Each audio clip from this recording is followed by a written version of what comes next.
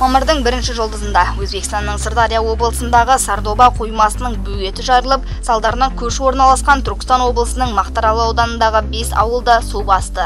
Төтенше жағдай жарияланып, су апатынан зардап шеккен ауыл тұрғындары қауіпсіз жерге көшірілді.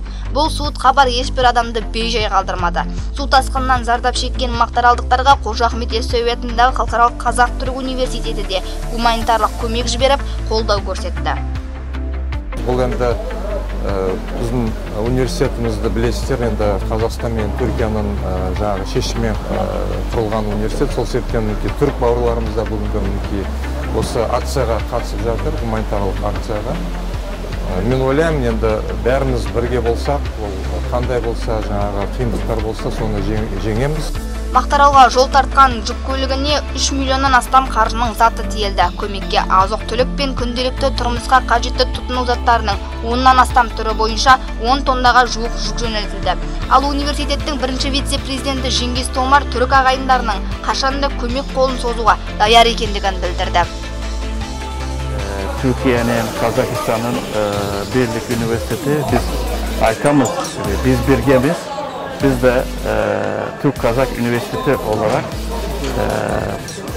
karındaşlarımıza, dostlarımıza, arkadaşlarımıza bir konak verelim dedik. Bu kıyın zamanda, mübarek Ramazan ayında, Oraz ayında inşallah bu kıyınlıklardan tez vakitte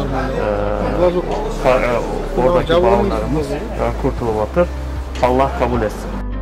Керуенді университеттің әлеуметтік қолдау және тәрбие істері жөніндегі вице-президенті Әміреқұл Әбуов және университеттің ардагерлер кеңесінің төрағасы Балғабай Нақып бастап барды.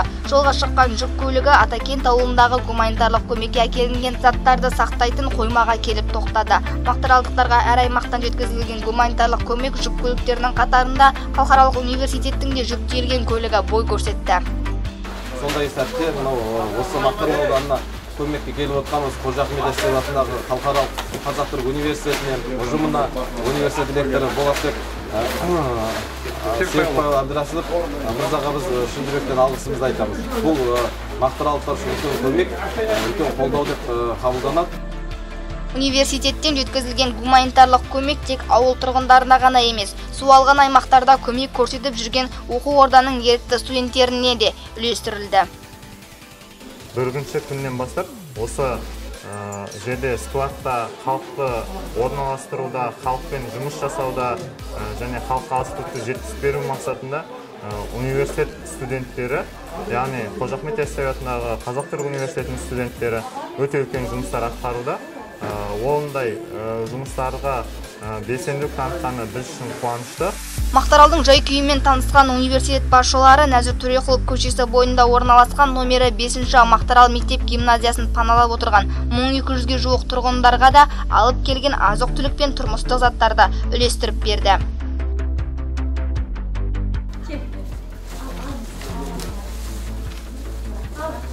Бәрі жақсы ғой. Ауайымдамаңыздар. Еліміз бар, халқымыз бар. Елмен көрген ұлттар қаласа бәрі жақсы ғой. Одан өзге дамбаның бойында орналасқан Жеңіс елді мекені мен Алғабас ауылдарына да сенімді азаматтардан гуманитарлық көмек жөнелтілді. Біздер бүгін сол Мырзашөл өңіріне жеткізіп, халықпен кездесіп, сол алып келген аманатымызды көмек ретінде тараттық. Жалпы судың деңгейін, судың бүгінгі таңдағы барысын да шет жағасын көру мүмкіншілігі туындады. Жаппай суды қондырғылар қойып, суды тартып алып жатқанның куәсі болдық.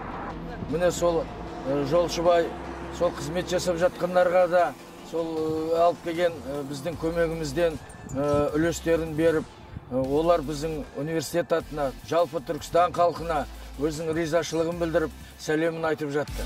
Елбасына күн туған шақта бір-біріне қолдау көрсетіп, сүйеу болған халықтың арқасында бұл күндерде өтеді. Біз біргеміз!